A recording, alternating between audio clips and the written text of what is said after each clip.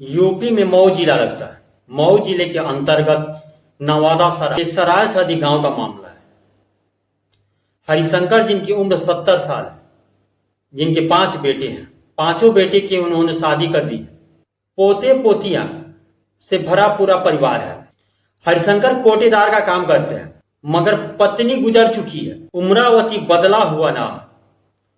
उमरावती हरिशंकर के रिश्ते में बहू लगती है। उमरावती के पति अभी जिंदा है। उमरावती उस पति के नाम की सिंदूर अपने मांग में सजाती है। हरिशंकर अपने गांव में कोटेदार का काम करते हैं। हरिशंकर रिश्ते में बहू लगने वाले पति के बीच कब नजदीकियां बढ़ जाती है किसी को पता नहीं चलता। चोरी छुपे एक दूसरे से मिलने लगते हैं, साथ जीने मरने की कस्में खाने लगते हैं। हरिशंकर से जो रिश्ते में बहू लगती है उमरावती, उससे कहती है कि मैं तुम्हारे बिना जी नहीं सकता, मैं खुद को तुम्हारे बिना अकेला महसूस करता हूं। उमरावती का पति तो अभी जिंदा है, फिर भी उमरावती हरिशंकर के प्यार में पागल हो जाती है। उसे हरिशंकर के साथ रहना अच्छा लगता है। कब हरिशंकर के नजदीक पहुंच जाती है, खुद उमरावती को पता नहीं चल पाता। रिश्ते में अभी तक जो ससुर लग रहा था, वो दिल के करीब आ जाता है। पहले पति से ज्यादा ससुर की बातें अच्छी लगती है। ससुर के साथ रहना उसे अच्छा लगता है। ससुर उससे मीठी मीठी बातें करता है। इन दोनों का प्यार कब परवान चढ़ता है किसी को पता नहीं चलता। रिश्ते में तो जो ससुर लगता है, उसे अपना वो सब कुछ मान लेती है। उसके बिना उसे एक पल भी गंवारा नहीं होता। चोरी छुपे दोनों मिलने लगते हैं, घर वालों से नजरें बचाकर। दोनों कई सालों से आपस में मिलते जुलते रहते हैं, मगर उनकी प्यार की भनक घर वालों को कभी नहीं लगती। घर वाले उनके प्यार से अनजान होते हैं। दोनों इन रिश्तों में बहुत आगे निकल चुके हैं, जहां से उन्हें वापस नहीं लौट सकते। हरिशंकर का प्यार कब परवान चढ़ता है, घर वालों को पता नहीं चल पाता। रिश्ते में ससुर और बहू लगने वाली मर्यादाओं को तार तार करती है। ससुर और बहू के सम्मानित रिश्ते को दोनों अपनी हवस की आग में इस कद्र जला देते हैं कि सास ससुर के रिश्ते पर कोई भरोसा न कर पाए।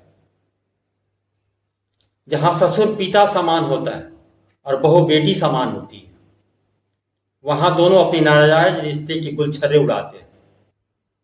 ससुर और बहू के रिश्ते को दागदार करते हुए सारी मर्यादाओं को तोड़ते चले गए। उनको खुद पता नहीं चलता कि कब उन्होंने क्या किया, कब दोनों का प्यार परवान पर चढ़ा। दोनों चोरी छुपे परिवार वालों से नजरें बचाकर मिलने लगते, अपनी हवस की आग शांत करते हैं। पति के पास जाने पर उमरावती उसे भगा देती है, पति को अपने पास आने नहीं देती। वही हरिशंकर की बातें उसे इतनी अच्छी लगती है जैसे उसकी बातों में शहद घुली।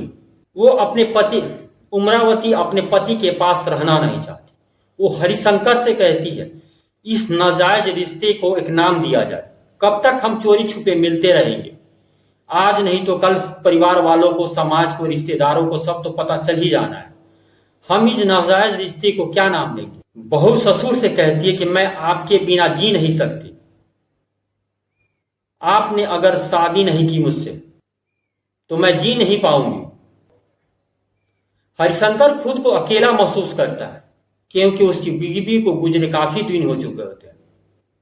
उसे भी तो कोई चाहिए जिसके कंधे पर सर रखकर अपने दिल की बातें बता सके, दो मीठे बोल बोल सके। उसे बुढ़ापे में प्यार की जरूरत है। उसकी बुढ़ापे में हवस जाग जाती है। पत्नी के गुजर जाने के बाद हरिशंकर कब उमरावती के करीब आ जाता है, उसे खुद पता नहीं चल पाता। अपनी बहू में अपनी पत्नी की झलक देखता है। उसे अपनी पत्नी के रूप में पाना चाहता है। अभी तक जो रिश्ते में बहू थी, वो बहू ना लगकर उसे पत्नी लग रही थी। हरिशंकर अपनी बहू से कहता है, ये समाज हमें जीने नहीं देगी, हमें तानों के सिवा और कुछ नहीं मिलेगा। यहाँ हमारे अपने हमें जीने नहीं देंगे, हमारे अपने ही हमारी जान के दुश्मन बन जाएंगे।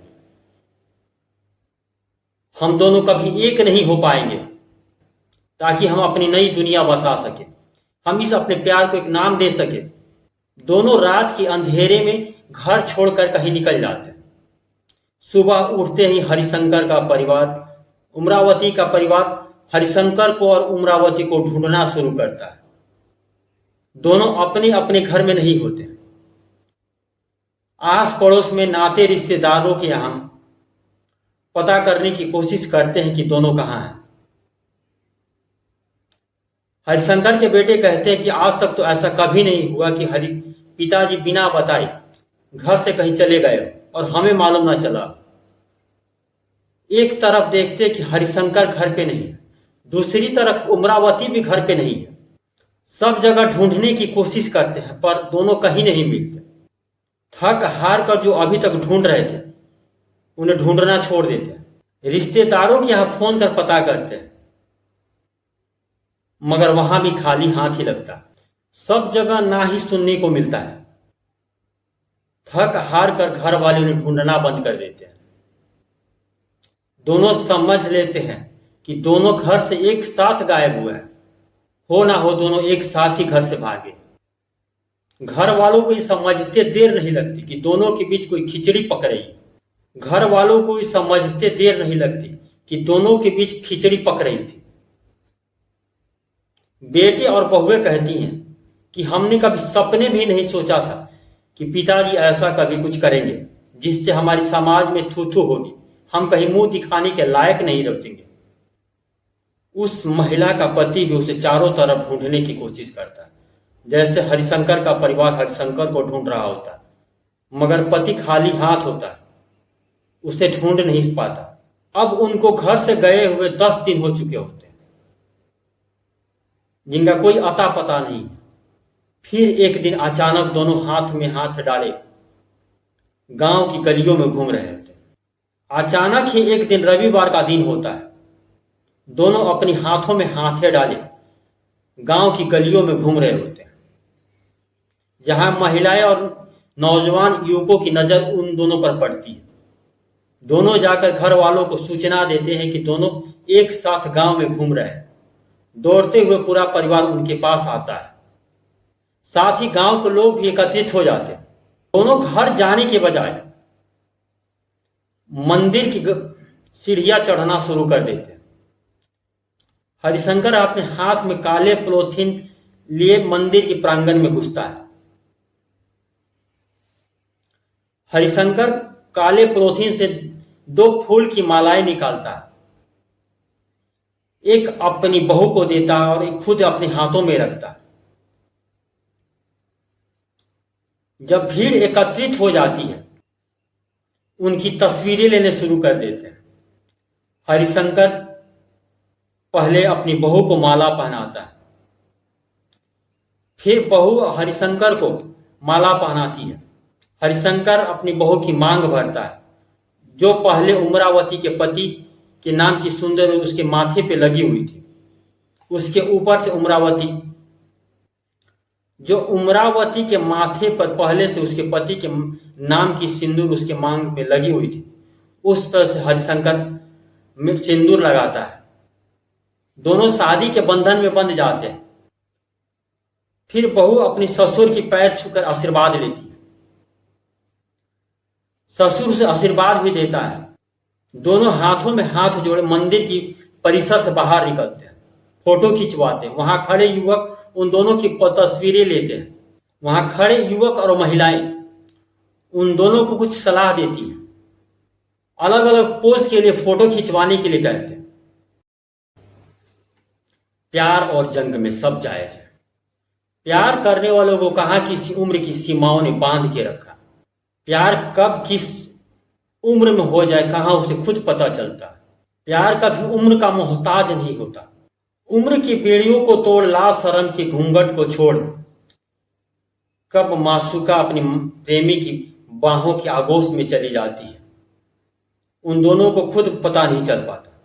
प्रेमिका अपने प्रेमी की आगोश में चली जाती है। ना उन्हें तो ना समाज का लाज ना अपनों का डर अपने भीतर होता है। वो तो बस इस रिश्ते को जीते चले जाते हैं। उन्हें ना समाज का लाज और ना अपनों का डर उनकी प्यार के राहों में रोड़ा नहीं बन पाते। चाहे प्रेमी की उम्र 70 साल हो और प्रेमिका की उम्र 35 साल हो, दोनों के बीच उम्र का आधा फासला हो, फिर भी प्यार तो प्यार होता है। उम्र की आंधी उनके प्यार के वृक्ष को हिला भी नहीं सकते। आंधी आया तूफान, वो प्यार का वृक्ष यूं ही खड़ा रहता है, बस उस वृक्ष को प्यार और मोहब्बत से सींचते रहते हैं। किसी ने ठीक ही कहा है, इंसान का शरीर बूढ़ा हो सकता है मगर उसका दिल कभी बूढ़ा नहीं होता, वो कभी भी किसी पर भी आ सकता है। नमस्कार, आदाब, सत श्री अकाल। मंजर सफर में आपका स्वागत है। प्लीज हमारे चैनल को लाइक करें, सब्सक्राइब करें, कमेंट करें ताकि हमारा हौसला यूं ही बढ़ता रहे। हम आपके लिए एक रोज सच्ची घटनाएं लेके आ सकें।